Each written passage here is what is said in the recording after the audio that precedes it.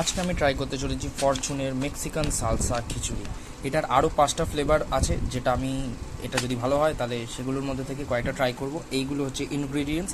এটা কুকিং প্রসেসটা খুবই ইজি, যেটার পিছনে লেখা রয়েছে। মশলাটা গন্ধটা খুব সুন্দর, যেটা ইপি মশলার মতন গন্ধ আসছে। কিছুটার মধ্যে দেওয়া আছে। এবার হচ্ছে এটা গ্যাসে চাপিয়ে দেবো। খিচুড়ির থেকে কি গন্ধ বেরোচ্ছে ভাই, খিচুড়ি কম পিজা বেশি মনে হচ্ছে। যখন রান্না মানে সিটি পড়ছিল তখন থেকেই গন্ধ বেরোচ্ছিল। তো এই হচ্ছে মেক্সিকান সালসা, যেটা আমার মনে হলো পিজা মানে গন্ধ শুকে পিজা খিচুড়ি। মেক্সিকান সালসা একটা ট্যাঙ্গি ফ্লেভার রয়েছে, খুব ঝাল না। আর একটু হতো, আর একটু কম করে ফেলেছি, মানে একটু শক্ত লাগছে।